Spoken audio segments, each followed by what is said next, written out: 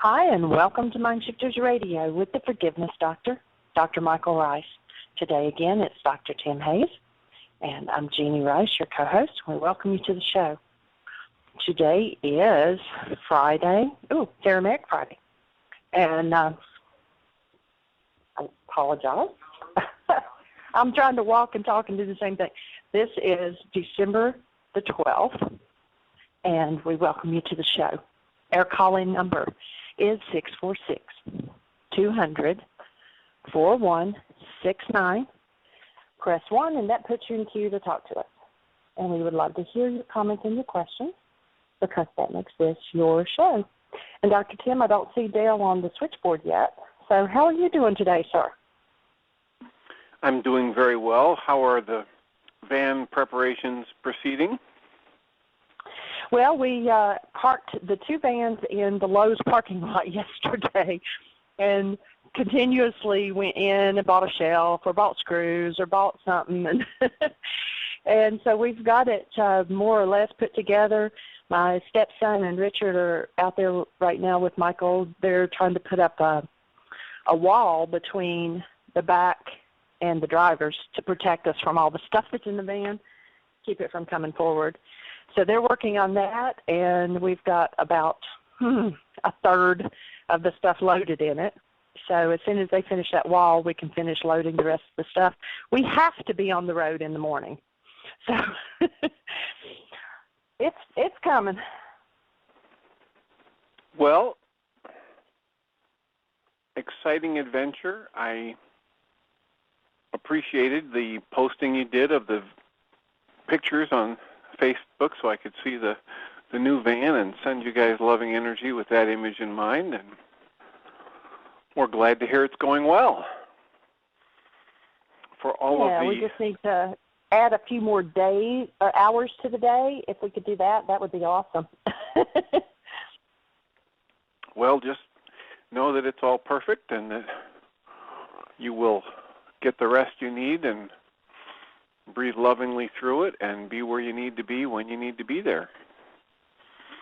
And please let me know if Dale shows up on the keyboard, or if Dale, if you're listening and you haven't pressed 1, do that, because that'll bring your number to the top so that Jeanie can see it. And we're looking forward to sharing this show with you. And again, as we do every day on this show, we're here to try and support people as they learn and practice exactly what Michael and Jeanie and all those who love them have had multiple opportunities to practice all week, which is removing whatever is inside of them that's less than love when the outside events in our lives don't go the way our conscious logical mind thinks they should go. And there have been multiple opportunities, from one blown engine to another blown engine to time crunch, and for us to practice supporting Michael and Jeanie and those who love them in just knowing it's all going to be okay and holding the space of love and returning our focus of awareness to that. And sometimes that's not so easy because we've got a lot of stuff stored in us and we've been conditioned by the culture to think and feel other things. So when that happens, there's a tool that was made available by Yeshua a couple thousand years ago. And Yeshua probably wasn't the only one who knew it, but he probably gave some of the best, clearest instructions on how to do this. And Yeshua is the person that most people today call Jesus. And the tool that Yeshua gave was the tool of forgiveness. And we lost its meaning, and it was translated into pardoning and different things. But in essence, it's a very powerful tool for going inside myself and removing any thoughts of fear or sadness or frustration, or what's going to happen if Michael and Jeanie can't get on the road in time, and what's going to happen if one more shelf falls over or one more screw gets stripped instead of staying threaded. And when I have those energies that get generated by those thoughts about what ifs on the negative side of things, it's resonating an energy in me that really doesn't belong there. And the tool of forgiveness is a tool to go inside myself and literally deconstruct, literally dismantle and remove, cancel all of those energies that don't belong in me and restore me to the alignment of the conscious awareness of my true nature, that loving feeling which is always available to me in every moment if I can train myself to choose it, if I can train myself to be aware of its constant presence in my life. And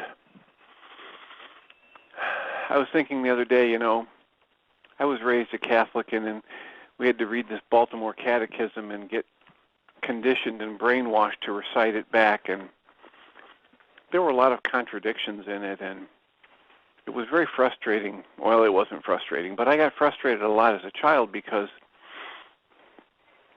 I would read the contradictions and raise my hand and ask a question about it and be told by the teachers that I was being obstinate or I was trying to be a rabble-rouser.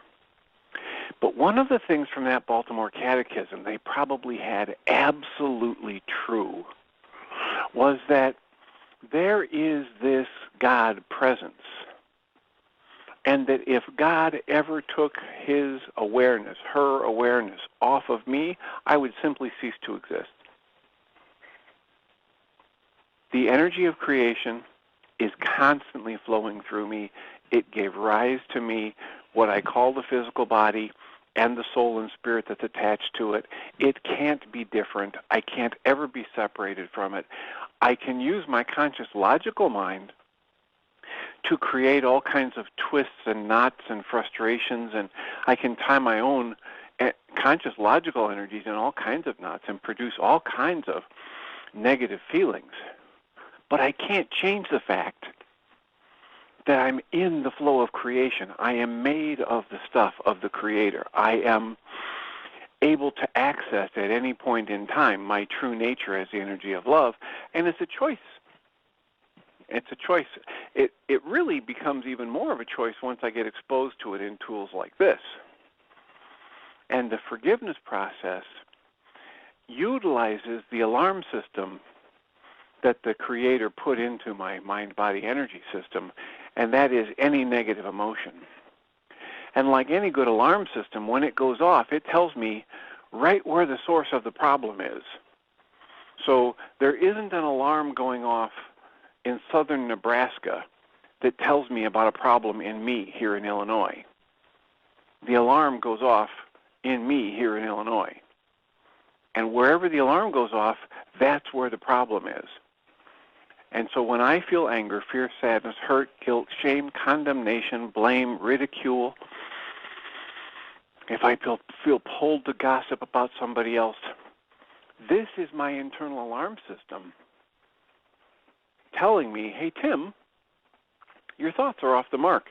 You're looking at something either inside yourself or outside of you, and you're not viewing it the way your Creator is viewing it. Your Creator is looking at that very thing, at you and the thing you're looking at right now, and has some very different thoughts about it.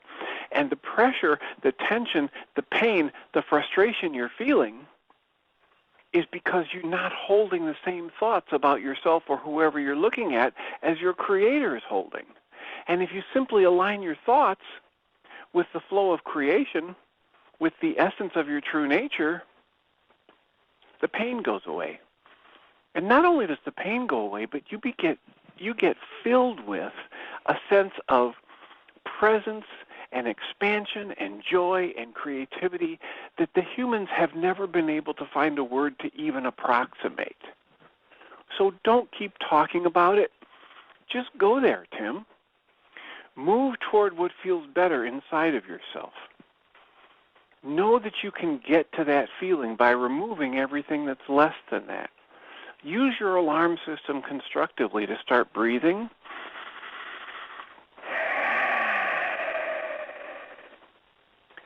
And keep breathing, nice, deep, connected breaths, because it helps pull your awareness to your true nature in your center. And then apply a tool like forgiveness, which is a tool which has me identify the goal I'm focusing on that keeps me distracted from the true nature of my upset.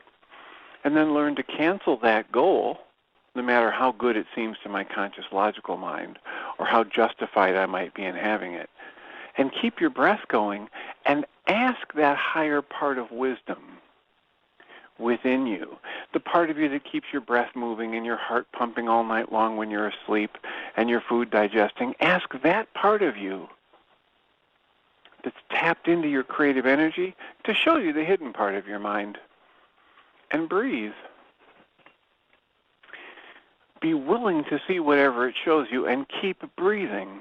Notice the shift in your experience and notice when your alarm system gets shut off and you start moving to that more joyful, creative, expansive energy within you. And that becomes your conscious experience. And that's forgiveness. And that's what we're here to practice. That's the energy we're meant to be living in and from all day, every day.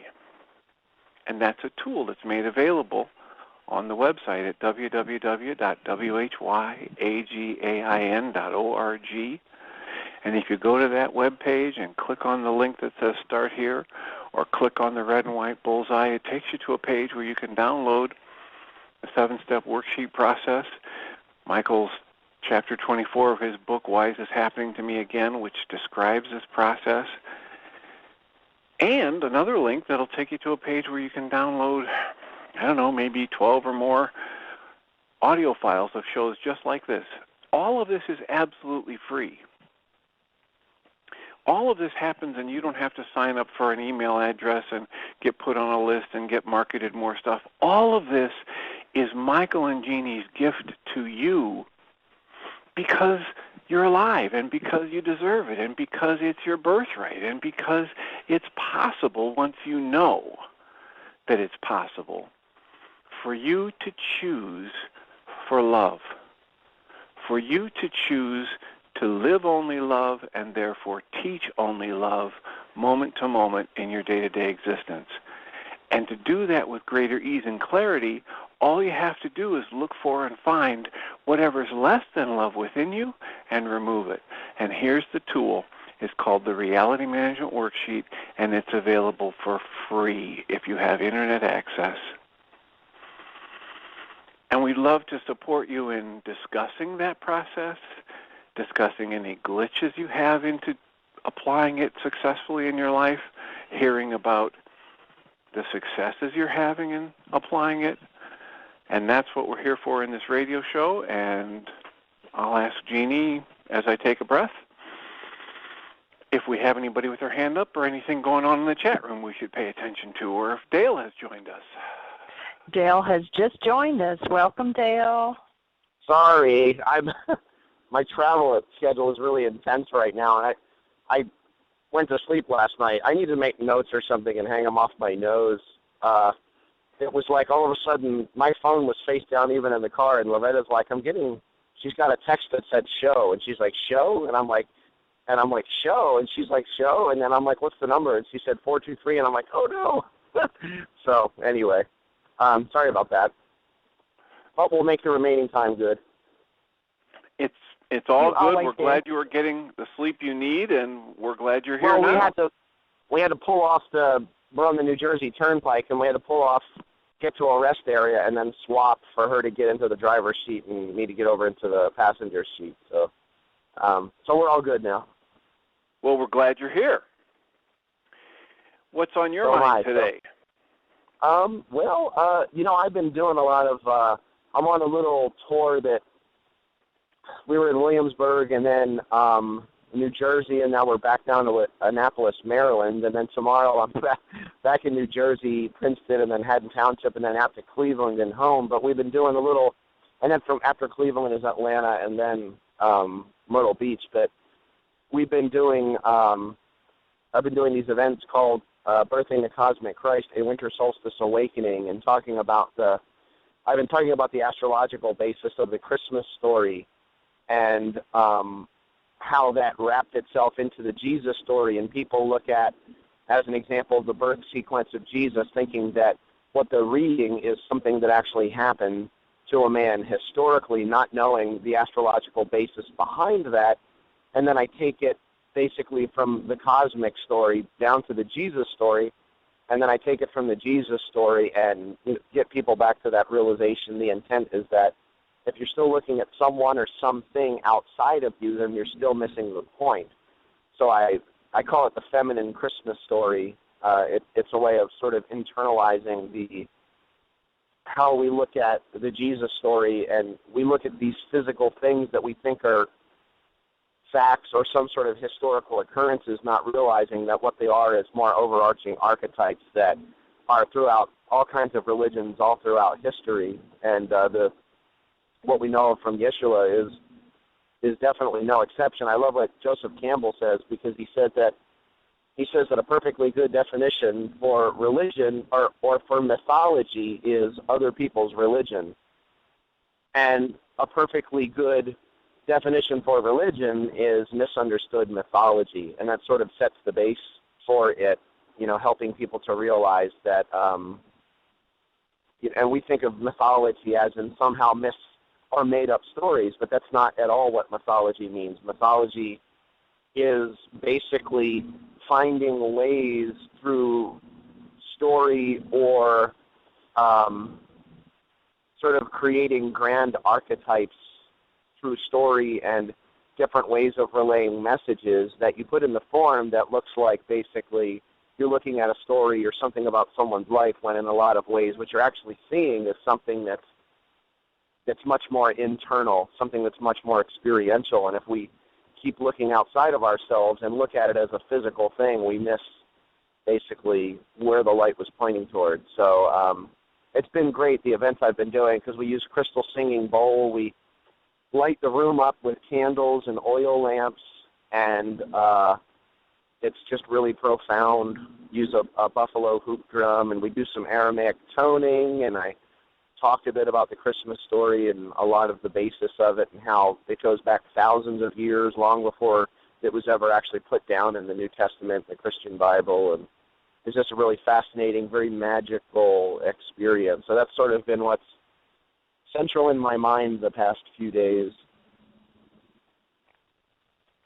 Well, that's wonderful. We had our Thursday night MindShifter support group last night and watched a chunk of the beginning of your DVD, The Word, and had the review of Albert LaChance talking about how the teachings that were supposed to lead us to a higher level spiritual awareness have become so crystallized that they are actually the barrier that keeps us from having the spiritual experience that they're describing. And yes. Albert put it into words perfectly. He talked about how it boils down and hardens and becomes a barrier that prevents that transmission of consciousness of the very thing that we're looking for. It's meant to bring us back to being, but when we're, like as Michael would say, if we're looking at it in the physical sense, we create this sort of non-being story, and we looked at that as a physical thing that somehow you'll get something out of it. If you look at, as an example, what at least appears to be the lifetime of Yeshua in the New Testament, and you look at it and you look back fondly as this, great man that did amazing things, however you want to view it, you're going to get something from it. But the truth of the reality is that very common themes run through so much of the actual life story of Yeshua, in terms of where he was born and the timing and, the three kings, the star in the east, dead for 3 days, arose on the third day, Christmas morning, just all of it that people just don't know. And, it's been real clear to me the last couple of years, especially the last year, and I say it a lot, how I really see that, number one, people are opening up a lot more. A lot of people are opening up a lot more, but I also see a lot of people clamping down a lot more. And I've become really clear that I'm not really here for us per se, those in our generation. I really feel like I'm here for especially the ones that are coming up that haven't been indoctrinated yet, that haven't, had that sort of, all of the stories forced on them in any way. such that they are still open, and we can allow those little ones to just sort of be who they are and be authentic and open in their own light, rather than us forcing them into these belief systems. Most people don't realize that what we know of as the modern United States evangelical Christian view is only about 3 or 4 decades old, these ideas. And most people don't realize that. And it's something that's really only thought in America, in the U.S. People don't think in the way that we do here in the U.S. about Jesus. It's something very, not even in Canada, which is an interesting thing. People don't realize how sort of segregated we are from the whole of the world. So, yeah, it becomes really beautiful and enchanting, and for me, exciting when you can peel back the layers of what looks like a story and realize that there's something much deeper there, and the story isn't really about someone outside of me. It's about what's happening internally for me. It's about the being level of my being. And, yeah, so it's really, really beautiful to be able to move beyond that. Well, we were having several discussions throughout the week, and somebody called in with the idea of the difference between the old and the new paradigm, and it led me to talk about how Krishnamurti was the first teacher that I actually tuned into, who said at such a pure level, every problem you've got is a result of your thought. And the thought is not the thing. Part of our conditioning is to believe that when I say the word tree, and I can describe a tree and its branches, and I can describe an oak as different from an ash tree, that I know the tree, and that my description of the word is the same as the tree. And that's pretty absurd, because a tree is a vibrant living thing, and it's never the same 2 days in a row. And well, how much more so is that true with us as people? And so if I think I know the truth because I've heard a teacher speak, or I've read a scripture, and now I have the truth in me, and I'm carrying it around in my thoughts in this belief system or this paradigm that I've created, every bit of energy that I pour into my certainty that I know the truth because I know these words, because I know their meaning, because I know the dogma and the doctrine and the paradigm, every bit of energy I pour into that pulls me out of the flow of conscious awareness of real life in the moment. It's all dead. It's all from the past. And I know you can talk about this, Dale. You can talk beautifully when you get open about the Christ consciousness and the Christ mind and how loaded down it is with libraries of thought. Well, or not. It's so, yeah, I love it when you say when you get open. It's amazing how it's so crystal clear for me, and sometimes I forget that it's not necessarily crystal clear for everyone who's in front of me. And that's the thing, is like on a day-to-day basis, sometimes I may feel it's more of a challenge to be sort of in the open space when I'm up doing my thing on a stage or with a group of people, because so many are there, at least most of them are there, to be able to be more open and start removing those veils, the bushel baskets, and the layers. Obviously, you know, that's a pretty place that's conducive to being open, but sometimes in the everyday world, that what somehow appears to be separate, which isn't separate, sometimes it's not so easy to remember that. And, yeah, it's one of those things that I've said over and over again I really wouldn't have gotten if I hadn't started through going to Heartland and starting through Michael's perception of the work, because I really feel like everything else is a detail.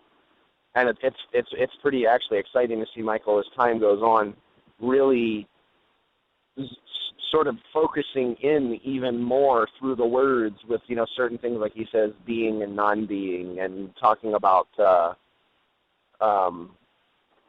digital, analog versus digital, and being able to get into that. And, you know, what's most important is truth is a direct experience, not a thought system. It's not a belief. I love that in the where it does say, it says, knowing the truth will set you free. A lot of time I hear people say, oh, the truth will set you free. It's like the truth isn't going to do anything for you.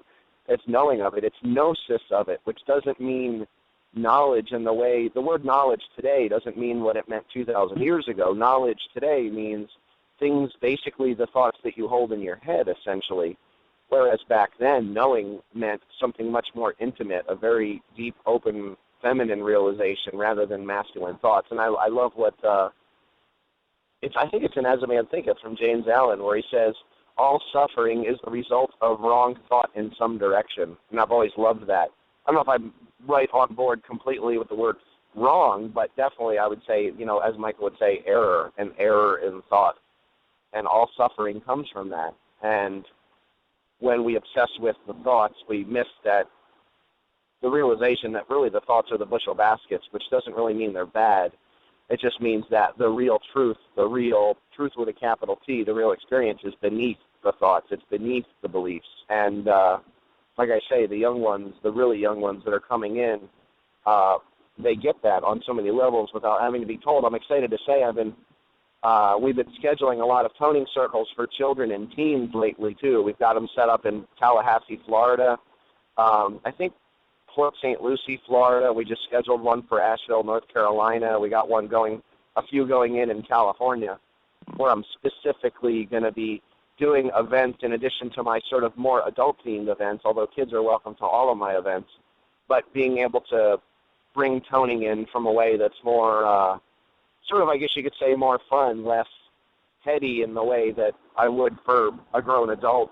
We're going to be doing it in a much more fun way without so many of the spoken details, but doing like a lot of the toning and having open discussion about how it feels. And I'm really excited about that because I feel, I've seen what toning does, and that's why I do it at the beginning of all of my events, because people get right into the experience, and then I don't have to come out trying to capture their mind with great thoughts, as 99.9% of speakers come out and they've got to start, whatever it is, busting jokes or something, whatever it is in the beginning, which I used to do. And that was like as soon as I started toning in the beginning, first toning a single word and then usually toning the Lord's Prayer, the Beatitudes, maybe the Magnificat, and starting with toning, all of a sudden I realized that connected people in with truth. And then really what happened from that point really didn't matter so long as it came from that place of presence. So, or the conscious awareness, that you were speaking of, the being mind. And that's really, that's the key, is coming from that rather than the layers above that. Well, I love what you're saying, and I heard you kind of pull back from the word wrong. And when you have, thought that's not in line with what's actually happening, and the piece that really helps me with that is to see it as it's an alarm system. An alarm system isn't bad or wrong. It's there for a purpose. And so when I feel, in the James Allen, all suffering is the result of thinking in a wrong direction, it's all suffering is the result of thinking in a direction that's not in alignment with the truth, with the creative force trying to express through you, with the thoughts of the Creator. So realign your thoughts, and the suffering is no more. The alarm gets turned off when the problem's been removed. Yeah, and it's even more. It's even. I would even go so far as to say it's almost. I think some of the new thought idea was realign our thoughts, and I think what the now thought idea is sort of what I see coming through now goes even further in, the recognition of the thought, letting go of those thoughts, and allowing presence to birth new thought, or birth now thought, I should say, into awareness. Because I think what we did for so long, for decades in the 20th century, was constantly getting in and hammer and nailing our thoughts and trying to change our thoughts in that way.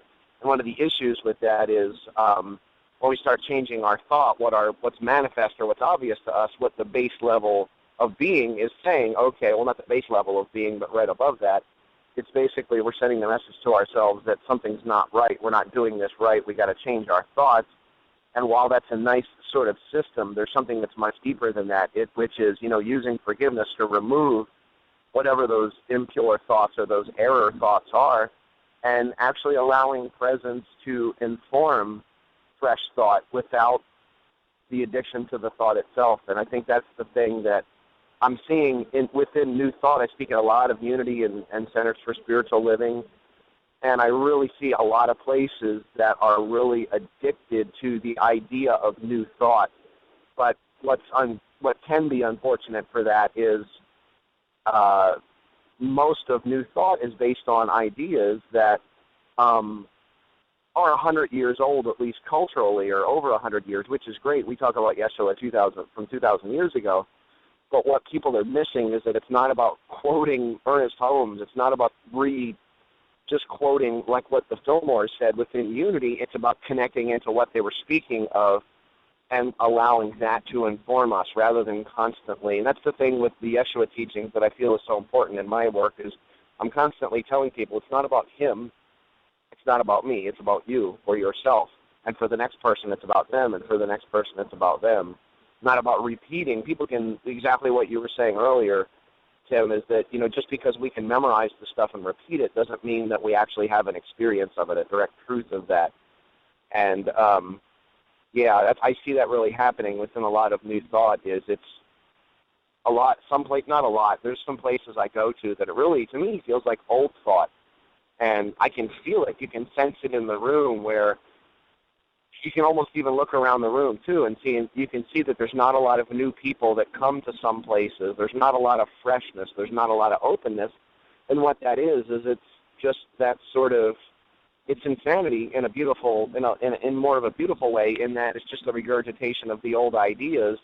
And just because those ideas were more free in thought 100 years ago, it's really time for us to let go, use those as guides, use those as mileposts even, but be able to let go of that and allow us to move forward from here, because I've been seeing it really clear that a lot of the younger children that come to a lot of events and come to a lot of churches or spiritual centers, they're just not interested in clinging on to another idea, even if it's slightly more free than whatever the standard Christian or evangelical idea is. They just want to be open.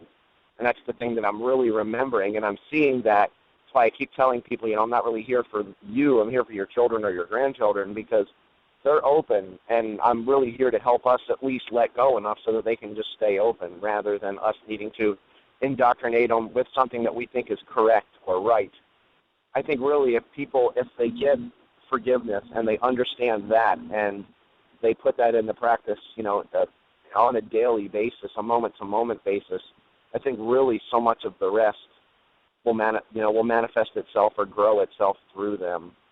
So I really see that clearly, and that's pretty much exactly what you were talking about. When I finally called into the show, it's not about the ideas or the beliefs. It's about seeing beneath those, actually removing those to be that open channel. And when we're the open channel, whatever ideas, thoughts, or words come from that, they're going to come from that place of presence, from that place of openness, awareness, and being rather than non-being. And I'm excited for it. I've been saying lately, too, in my events, the religion and spirituality, and especially Christianity, of what people know today in the United States, I can clearly see will have very little resemblance to what's going to be here in 30 or 40 years. If we look 4 or 5 decades ahead, I can clearly see that what most people think of as evangelical Christianity today, with the judgment, the homophobia, the hatred, the racism that's not spoken of, that's shoved under the carpet, a lot of that, it's not in all of it, but it's really strong. A lot of that's going to be on the fringe if it even exists anymore. So I see that shift happening. I see it.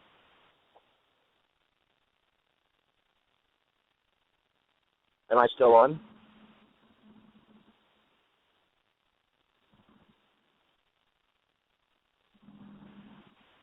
Don't go away. Can you hear me now? Yeah, I do. Yeah. I heard you when I started responding, but apparently when I pushed my mute button, it didn't go off. So anyway, I join you in that observation. I've been amazed over the past few years alone. When I go out to do presentations, sometimes at business groups, and I did one just yesterday morning, and the level of irritability, frustration, and resistance to some of the concepts I put out is decreasing dramatically year by year. And just for instance, yesterday I did a brief talk about anger as a survival level defense mechanism. And so if you start to feel angry about anything, just check your environment real quickly and make sure that you and your loved ones aren't being physically threatened with life and death. And if you realize that that's not the case, then turn your focus inside and realize this is your alarm system telling you your thoughts are off the mark. And usually I get people who want to shout me down and tell me that I'm telling them that they need to just let people abuse them and not have a response. I've never heard that before. I hear that one all the time. But more and more as I do this work, those questions are less intense and they're fewer and farther between. So Jeanie, as long as you've piped up, do you have any comments, or is there anybody with a hand up? No one has their hand up, and there's no questions in the chat room. My phone actually dropped about the time when everybody got silent, and I had to dial back in. But there is a question in the chat room now. It says, Dale, a friend asked me what was the real meaning of our, quote-unquote, Father at the beginning of the Lord's Prayer. He has just finished his third round of chemo. I would love your share, please. Well, I sort of have to boil it down in a nutshell. I will say that our, the word in the beginning of the Lord's Prayer is abun. The un sound is our. Let me put it this way: if you were talking to one person and I said, "This is yours," if I was saying something to one person like, "This is your father," I would say hun. I would say hun, as in H-O-U-N, you could say in English, transliterating. If I was talking to a lot of people at once, I would say all of yours, like I'm talking to 10 people or 100 people. Now, when you hear abun, that's where the our comes from, and what that really means is all of you or all of us. I think what's more important is the ab, the AB sound, which are the aleph bet in Aramaic, the ab. Ab is the sound that's where the sound or the translation of father comes from. And a lot of people don't realize, they simply don't realize that the ab sound is so, we don't actually know how old the sound is. It's so ancient, definitely long before the lifetime of Jesus, or even most likely before even the Torah was written down, ab or abba. If you look at it just linguistically by letters, the ab sound, you have the first two letters of the alphabet. First is aleph, the second is bet or bet.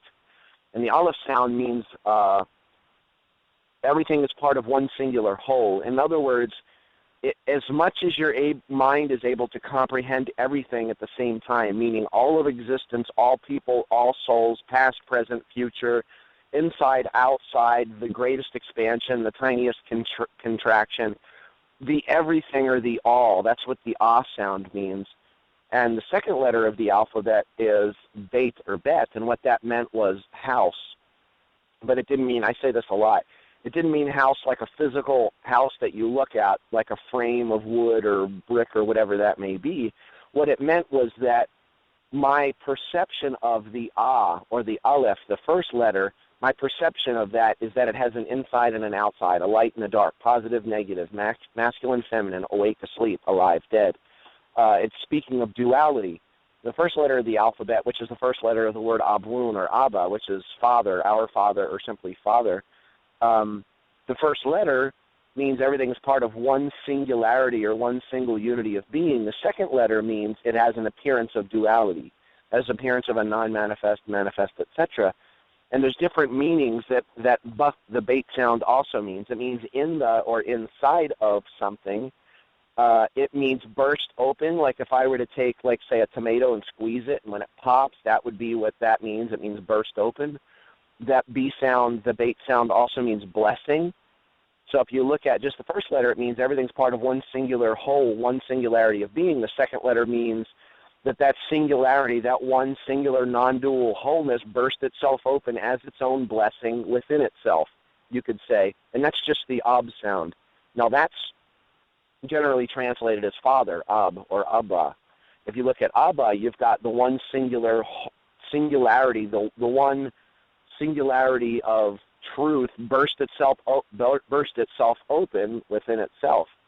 And when you put the un sound at the end, what that's saying is we have, and you're not going to get this from a linguist, you're only going to see this from someone who really digs down into not only word translation but letter translations and moves beyond the story level or the topical level, what's called Peshat level, and digs down into the experiential, or you could say the mystic or the directly experiential Gnostic level. Will deny that any of this stuff, these layers exist, even though the themes run through all of the ancient texts, especially the Torah and the New Testament. So you've got the one singularity burst itself open as its own blessing within itself, and we are that blessing. We are that bursting open, and we also are that non-dual singularity of being. And that's just one way of looking at Abun. If you translate it as our Father, the problem with that is it's just a masculine outer translation, and people think of some outside father. They don't realize that what that is really actually saying is that we all come from one common source because there is only one source. So, I mean, it's a much deeper way to see that. So the our part is the realization that we are that. Whatever God is, I am, is a good way to put it. So. Awesome. And we do have 2 callers. Beautiful. First one is 901. You're on the air. Hi there. This is Brenda in Memphis.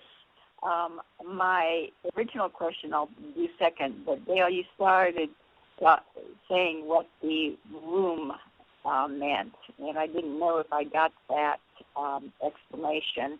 And then my second one was in regard to the word wrong. I believe at some point in time I understood Michael to say that the word wrong did not exist in the Aramaic language, that there was only right and not right. So if you could address both those issues. Sure. Well, the sound at the end of Avun it's like O-O-N or O-U-N, un, and what that means is all of you or all of us. Our. Okay. So it's talking about, you could say people or souls, whatever you want to say, but it means all of us. If I was talking to one person, then the suffix is a bit different. So it just means all of us. So when you hear our Father, the our is the un sound. You would hear it also in Michael's work when he talks about Tuve Hun, the first word at the end of the blessed are, what we know, each of the Beatitudes that's in the beginning of each of those. The Hun would be all of you. It's basically saying all of you are, when Michael, that latent neural structure that he speaks of, that's basically Yeshua looking at a group of people saying all of you or all of us. So that's the Un. The other was it wrong you were saying? Yeah, with wrong is interesting because the problem, I think one of the big problems with wrong in the way that we think of it here in the West especially is people don't realize that Semitic languages, and Aramaic in particular, was a language that didn't really talk about a lot about outside things. It talked more about internal perceptions. The way I would explain that is, like as an example, the word te for in the Lord's Prayer, te te malkuta, thy kingdom come. Te doesn't really mean come. What te more accurately means is it means I desire for you to come to me. So it's not an outer thing like come to me, but it actually meant in Aramaic that was talking about the inner dynamics and speaking of that, saying I desire or I would like for you to come to me. And wrong is kind of the same thing. The language didn't really look at a lot of outside things and label those as right, wrong, positive, negative, whatever that may be.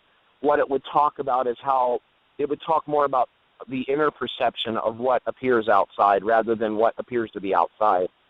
And probably I would say the best way you could put that into English in terms of we think right and wrong, the best way you could put it into English from the Aramaic idea would be ripe or unripe. And it would be the same as, like Michael says, right or not right. there is no wrong. Unripe, of course, is the word bisha, which was translated as evil. And all that meant was not now, not present moment, not fertile, not open right now in the moment. Like fruit, if you want to judge fruit as ripe or unripe, I'm not going to be able to look at a stone green banana today that's hard as a rock and say at exactly whatever 10 a.m. next Friday morning, this will be perfectly ripe. And I also couldn't look at a greasy black festering banana that's rotten and say last Friday morning at 10 a.m. this was a perfectly ripe banana. It's only something that happens in the present moment. And the idea of right or not right is, I love the way Michael would explain it when he talks about a quarter, and you're looking at one side of the corner, and I see heads on my side, and I say, you know, what do you see with the quarter, or what's this quarter? What does the quarter look like to you? And the person says, well, I see an eagle or tails. And it's like, well, that's not right from my perception, but yet it's also not wrong. I love what Shakespeare said. He said, there's nothing good nor bad, but thinking makes it so. And I think it's the same with that. There's nothing right nor wrong, but being or non-being makes it so. Anything that happens from the non-being or the bushel basket self, the dead or unreal self, anything that comes from that is not right, but that doesn't necessarily make it wrong.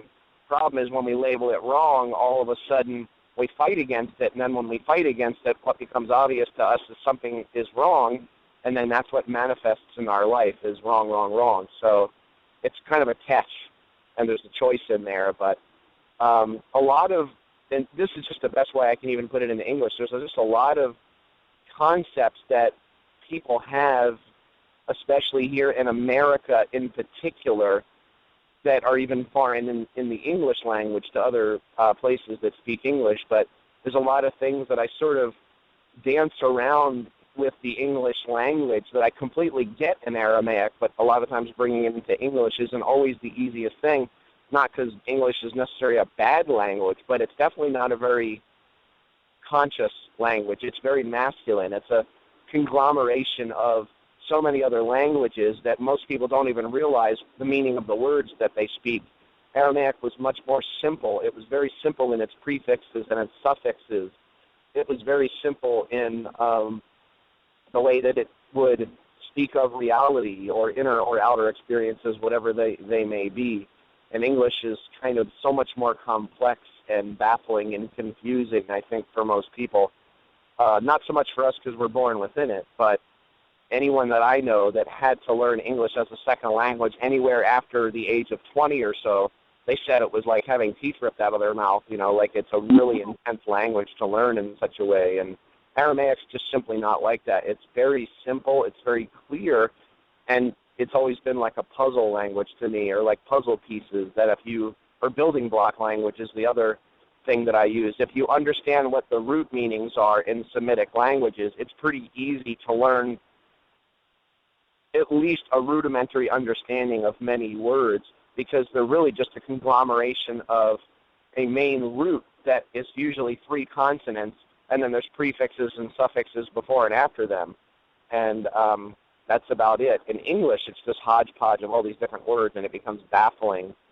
And we think right and wrong. We think inside, outside. We think, positive and negative as good and bad, when positive doesn't mean good, and bad doesn't mean, or negative doesn't mean bad. And we think of good and evil as 2 things fighting against themselves, and what they actually meant was ripe or unripe, meaning closed or open. So it's interesting. I realize that in a lot of my talks, because people ask me questions, and a lot of times I'll respond to them, and I'll say, the question that you're asking is so much more loaded, not so much right and wrong, but people ask me questions that they think are simple, and they might be simple from the American perspective, but from the Aramaic perspective, it's so far removed from what we think of here in America, in the U.S. particularly, that in a lot of cases, I almost realize with some questions I can't even answer them in a way that most people could even pick up unless they were really open. So, yeah, there is no actual word for wrong.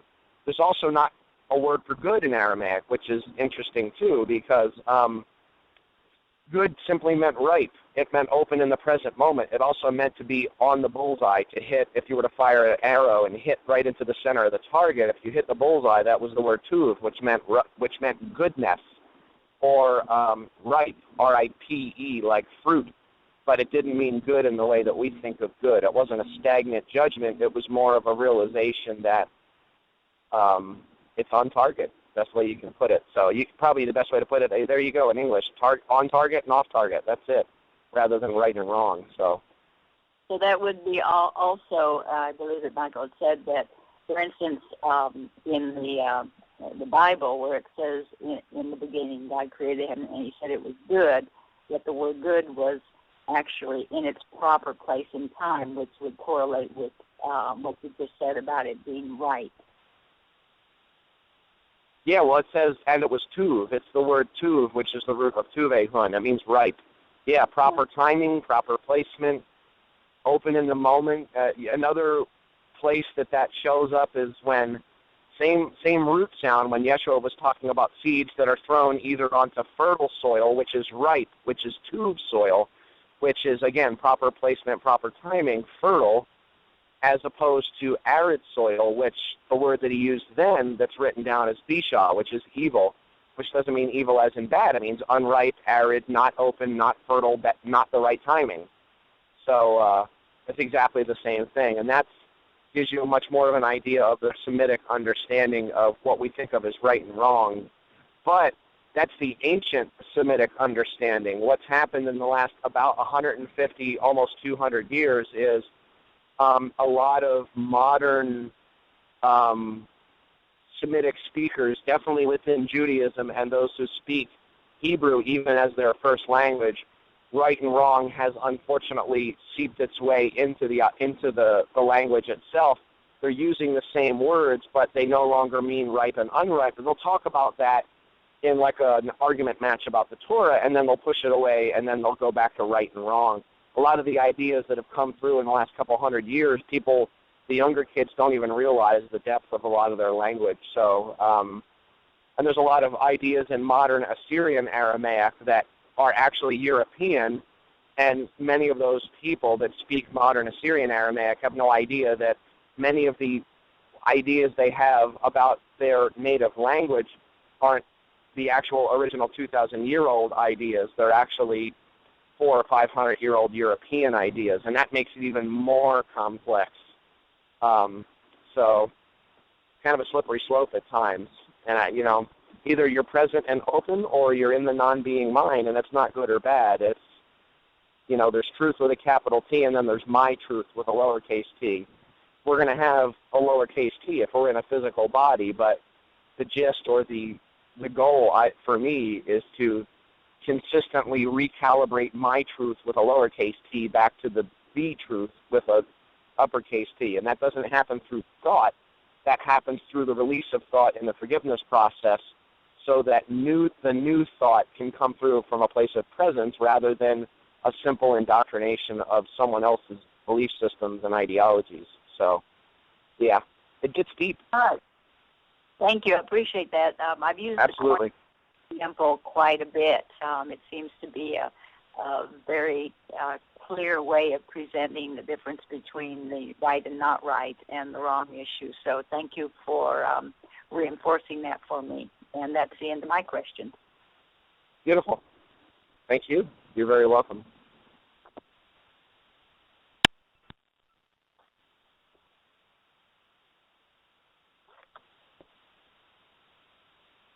Awesome.